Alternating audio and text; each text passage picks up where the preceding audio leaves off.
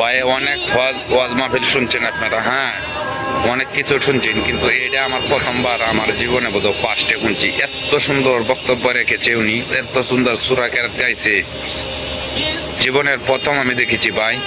কত গানে নাচের ভিডিও ভাই, খারাপ ভিডিও তোমরা শেয়ার করো, ভাইরাল করো ভাই, তোমরা হাতে ধরে পাওয়া ধরে ভাই।